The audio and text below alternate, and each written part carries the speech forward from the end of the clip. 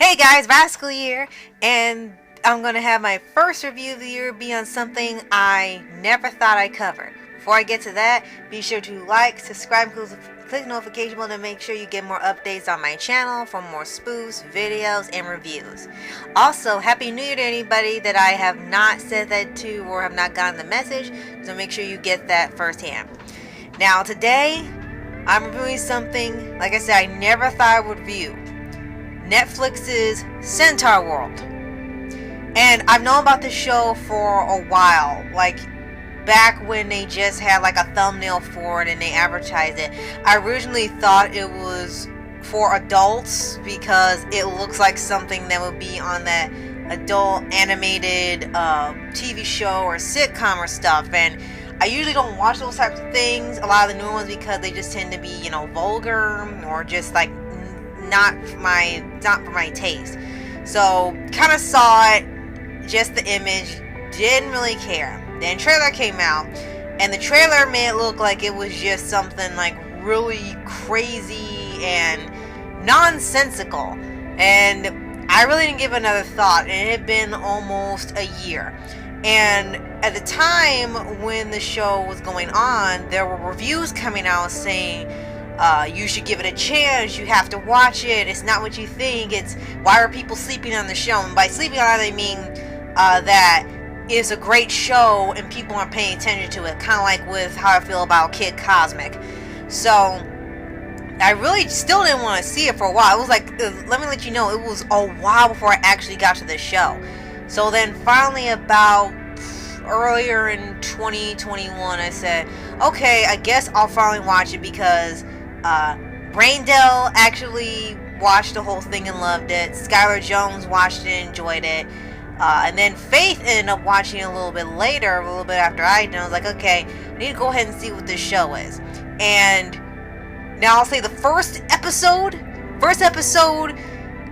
I really wasn't sure. It looked like it was just as bad as I thought, because there were a lot of just like, for me, some jokes that were like, it's just trying to be stupid for the sake of being funny. And I really didn't get into it first. It takes about 3 episodes. So if you watch this show, like, try to make it to the 3rd episode, and then by then that type of humor starts to, not be as prevalent. But the first season is like 10 episodes. And I saw about 3, and I was like, oh, okay, it's not as bad as I thought. At first it was like, yeah, it's not, it's got some stupid things sometimes in there, but depending on what you like, if you like the dumb humor or something like that, you'll love it firsthand. But for me, I kind of warmed up to it. But then here's the thing, as the show goes on, it starts off like almost like what Disney used to do with their shows, but here it really played it well.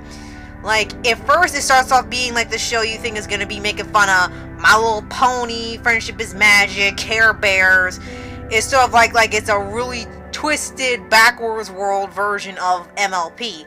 Which just starts out like that, because everyone's got magic powers, everyone has weird names, everyone can sing songs. They sing songs almost every episode, they got rainbows and stuff everywhere. It's kind of sort of that thing.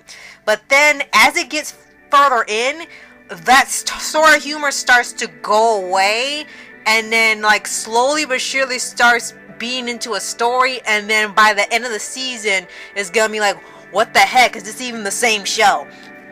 Now, for starters, I gotta actually tell you what the show is about itself. This about a warhorse who is separated from her rider, literally called Rider, and ends up in this magical dimension called Centaurworld. And Centaurworld is literally what it means.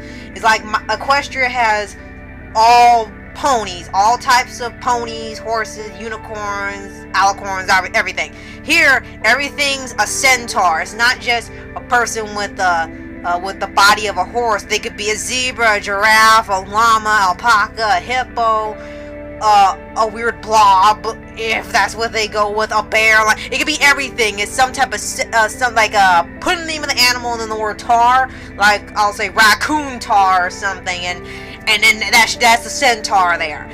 And it really it's hilarious, because horse, and I'm calling her a horse because I'm not just saying calling the character Horse. The horse is called Horse. I'm not saying because I don't remember the horse's name. The horse is literally referred to as Horse, and the rider is literally named Rider. And that's not, I'm not forgetting, that's literally what they're called. So it's sort of like, wow, it's easy to remember at least. So, but here the dichotomy is that Horse is in this, it was from this war-torn world with monsters left and right, and is really just battle-hardened. So when she gets to this magical rainbows and unicorns, Centaurworld, and she like kind of loses it, she doesn't want to mess around and sing songs, she just wants to get back to her rider. And for here, the main plot of season 1 is that she's got to get these pieces of a key from different shamans in there. Yeah, they have shamans in here for some reason. And you put the pieces together, they make a key, and the key opens a rift between two worlds. And apparently, this world of centaurs and the human world were one world, and then something happened and it got divided. I don't know what though. And it's, again, it starts off being really silly, and a lot of jokes didn't work for me. But as it goes on, it actually starts getting pretty good. Not like it's slowly something, oh, you can tolerate it, and then it starts getting good, and it's just like, it gets to like the end of the season, it's just like, holy crap, is this even the same show you started with? And it actually works beneficial for it, because it lures you into thinking it's one show, and then it gets to the end, it's another type of show. And luckily for the people behind it, they get to do the whole story. Now, from what I'm learning, there are only 2 seasons. I've only finished 1, so there's 1 season left, and it's only 8 episodes, so a little shorter. But yeah, I was surprised. I ended up actually loving the show by the end of the season. Like, first something just like, okay, it's not so bad. It's like, okay, I actually like it. Some of the things work, some don't, and it's fine. But then it gets to the end, and they just go ballistic on the plot and the tone. It just like shifts. It goes from silly, happy fun to this is like something you would see at an Avatar Over the Garden Wall. That's how crazy it gets by the end.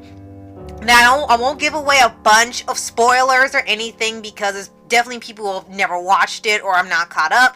Like I said, there's a final season. It's only 2, so it's a very short run series, which I'm kind of surprised that they would try to keep this going, but it seems like they're stopping at a limit. The characters they have in here are Horse. Literally, I'm not kidding you, that's the name. You have Wama Wink, Zulius, Chad, Glendale, and Durpleton. And ironically, the characters are fine, but I think for me, I strangely vibe with Comfortable Doug, and he's not one of the main people I listed here. He's actually a character that shows up a little later. He's this sort of weird blob mole type thing. I think it's supposed to be like a mole. I think it looks like one because they're underground. They have no eyes. They have no noses. I think they're supposed to be like some weird mutated moles. Like, I could be wrong. But I strangely vibe with him because there are times when I have done everything I need to do and I've got my work done. I just kind of want to laze around and be just comfortable. So I kind of vibed with him for somehow in like near the end of the first season. And another thing to bring up is that as the show goes on, Horse starts to change. She stays in this one animation style where it's like an action cartoon from the Warren world. And as she goes on, she starts losing parts of herself, and like she loses the armor, the battle armor, and the cut hair that she had like a warrior, and then by the end she's this cutesy fluffy character like the rest of them. And it works because she had these weird strange faces, like in the beginning when they would get exaggerated, it would look hilarious, and then by the end she just looks full on Looney Tunes cartoon. She's still the same on the inside and the mind, but she looks like she's a little squishy, fluffy character, and she loses it because she's no longer looking the same she did in the beginning, which was an actually brilliant way of saying like she's been in the world so long. Like I said, she doesn't change who she is on the inside, but it's funny how she goes from this warhorse, literal warhorse, to My Little Pony by the end of it. And, yeah, that's pretty much my review of it. Like I said, it got actually really good. The final 2 episodes, they keep bringing up this character called the Nowhere King, and you will see him show up, but I will not spoil how he shows up, nor do I know his backstory, because like I said, at the time of making this, I've not seen season 2. It'll be really quick, since it's only like 8 episodes. But yeah, it's like Nowhere King is like a creepy name, and I'll just say he lives up to the creepiness of his name in the show. And yeah, I think I can agree with other reviewers. Definitely give it a chance. That you might not love it, and it's fine. If you drop it, it's also fine, because I can see why people might not like it, because there were a few times for me there were too many songs. Like, we get you're parodying My Little Pony, but you don't have to do all of them. And a lot of the songs are actually surprisingly well made or catchy. The singers are actually really good, whether they're professional or not. It's sort of like with all the Alligator Boy, where every song was like top notch, well sung, good lyrics, good tune, and it's like, what's it doing in a movie and you don't even see this movie? It's like you're missing out on songs. So a lot of these songs in here are actually pretty good, and you should definitely like listen to a few of them. A few of them actually got a little stuck in my head, especially when they get to the dramatic stuff. So the show basically tries to balance the cutesy, fun, weirdness of it, and then the dark and seriousness of it. And I like how it kind of parallels a little bit of animation now, where you can either have, you can't have a blend of action and drama and comedy. You have to have either the comedy or you have the action. You can't have both now for some reason. And I think this show was like a good metaphor for it, because it really tried to work that parallel in here, especially with Horse being the action-based thing, and she's stuck in this comedy-based world, and she's trying to get out. And yeah, definitely check it out. Thanks to Braindell for giving me the suggestion on Centaurworld, because I definitely wasn't gonna see it till you said you really loved it. So with Skylar and some other people. Thanks so much for suggesting it to me, and you guys should definitely check it out. If you don't like it, it's no problem. It's a really short series. It's only 18 episodes altogether now. I will be seeing the final season, because it's actually pretty good. I don't know when I'll finish it, but I'm making sure I avoid all spoilers, because it was a really quick season, because like 2 days after they released the final one, people were talking about, so I had to like get out. So yeah, that's my review. And there's definitely more reviews to come this year, especially for Superhero Month, so I can recommend some shows to you guys. Let me know what you think of Centaurworld in the comments below. Do you have a favorite character? Is there a favorite part of the story, at least for Season 1? Because again, I've not seen Season 2. You recommend it to anybody? Recommend any other shows like Centaurworld? Let me know in the comments below. And I'll see you guys next time. Later!